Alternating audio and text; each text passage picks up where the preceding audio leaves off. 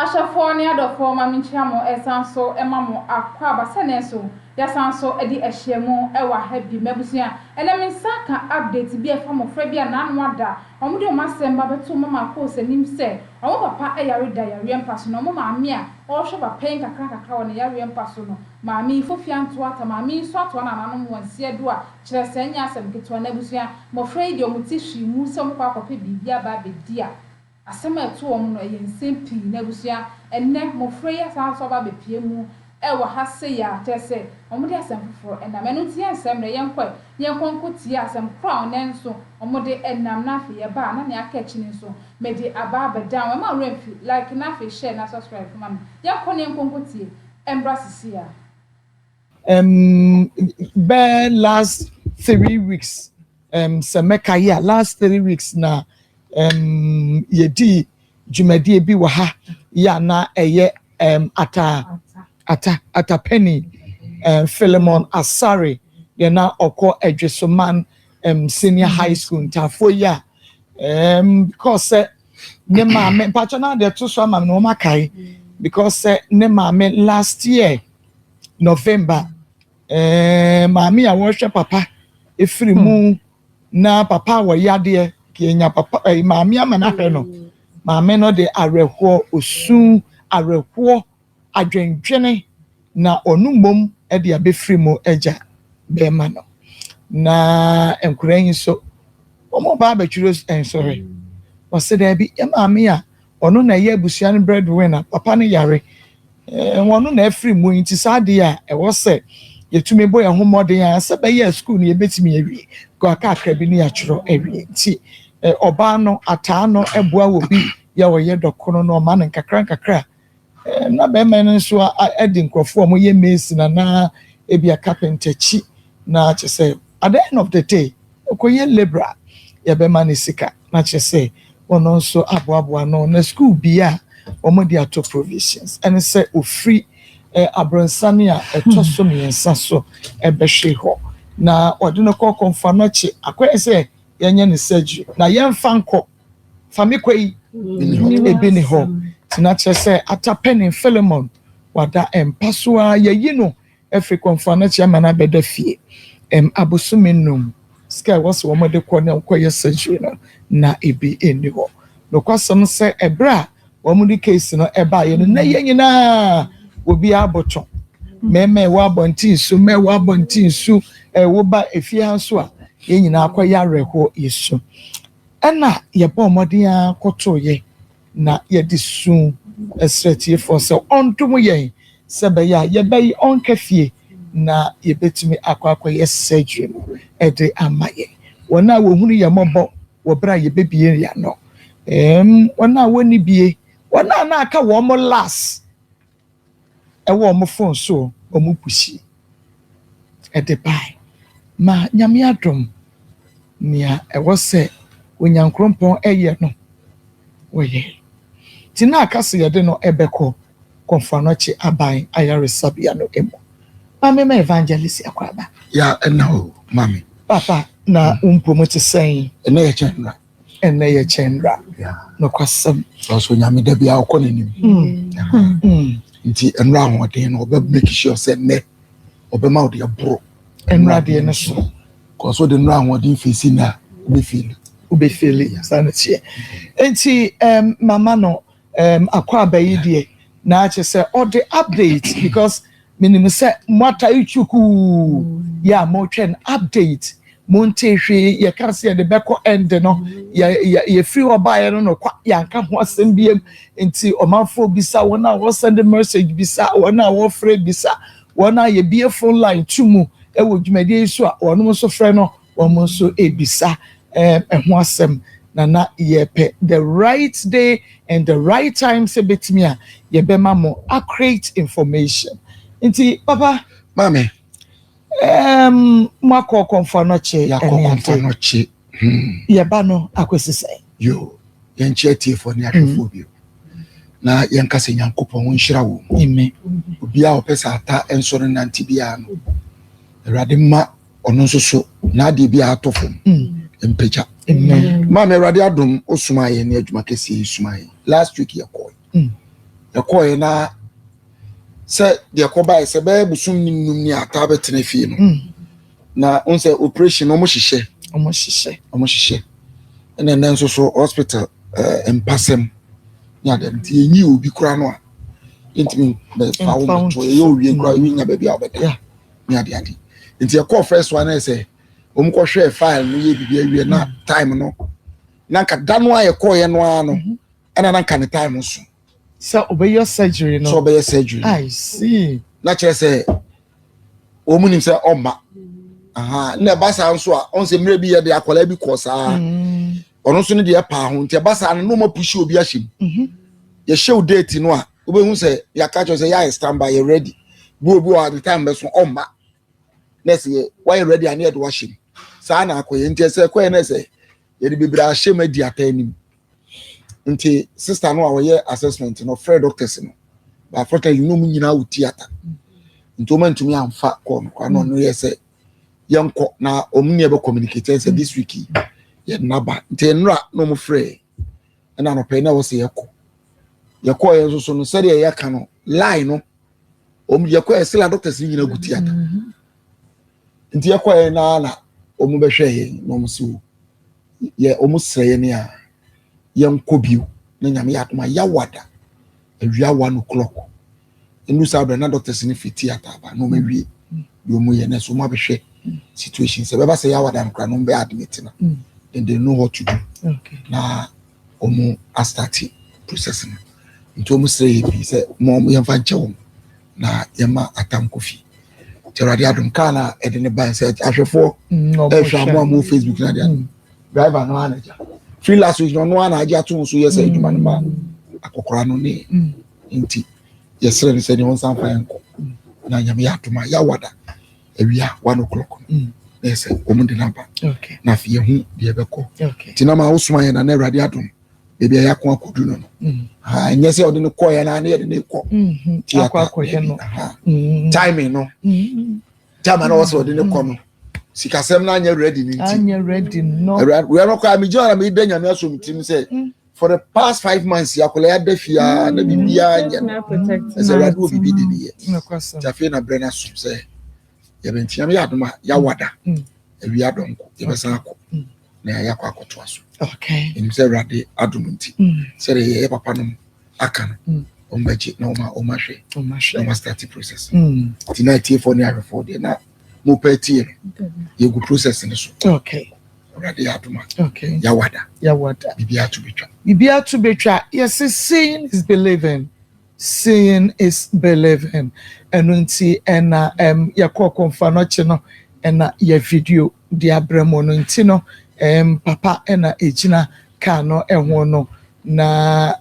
Philemon so ena omo ede no ato akire no onu se atade mpo bi nhye no ntoma ena omo ede egu ne ho ya ntimi antumi ama na amfa ma studio ha sei no kantuma se ya na begu ne ho saa enu nti wo sempoa ene otaku ene wo kapre ya ode ebaye no ya boaboa no nkakra duru bra wo se ye de no eko doctors ahye ye se nyame yatom ya wada ewia yemfa no emra enu nti se de etie bia no ye de no ebeko na de besi bia nso yebema yahwefo ene yetiefo nso ehunu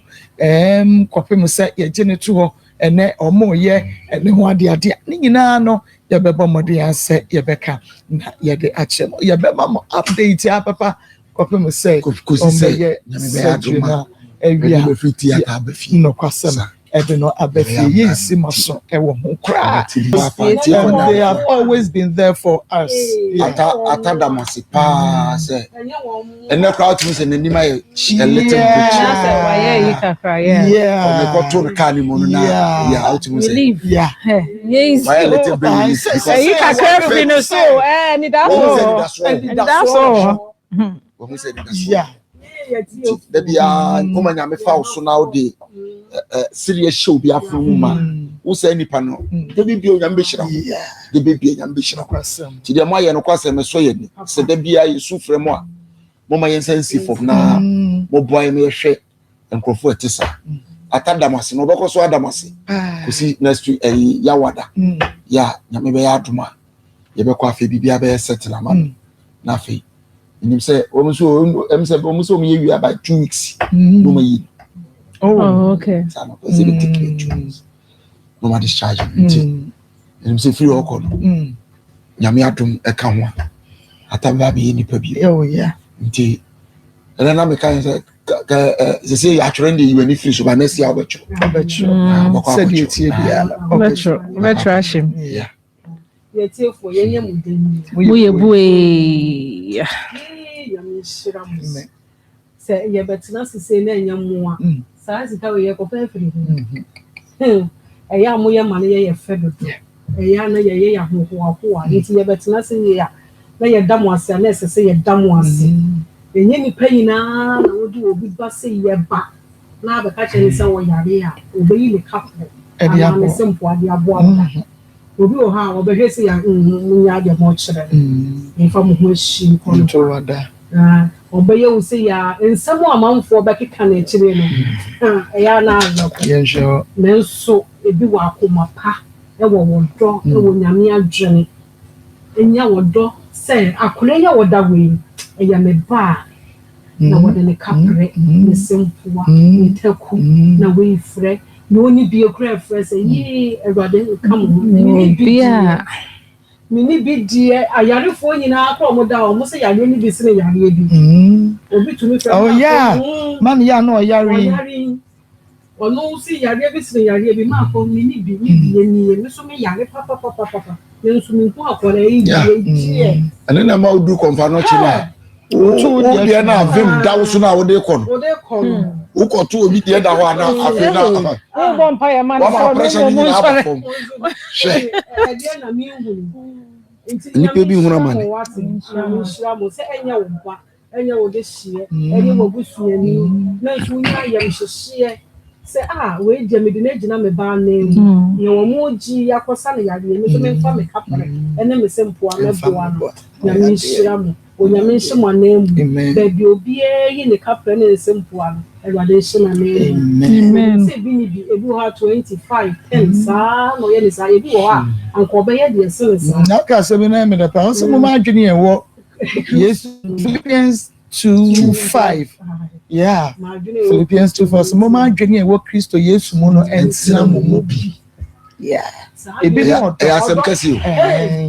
na you know Kristo Yesu mo antina mo bia sa do ye wuntumi ye because onamwa no okoto de asaya nipa etwa mo ahia nyina nim sa asaya aro no so ensaya eni da so ntina ketwa bi na ka no ho mo gidie no do mo nanti sanity no do mo ye so ye hwe no kakran na doctor sesika ntisika no yenya yebusu asese yetu anamo na amantem nti enedie no etwam nti afei na ye ma data yebusu ye examine kakran abe ama etiefu nti die ebeto fom bia ebe mama so ya fa kamem ya mama so nsi kra ebe mama okay if se mo daroma na ama yetu sa na okay Ghana for your do Ghana for yemi sometimes otan ona ahwe niam bia eya omo ya otumo se ayemye wo Ghana for aje kakra bi na so bebre oh true ba bebre na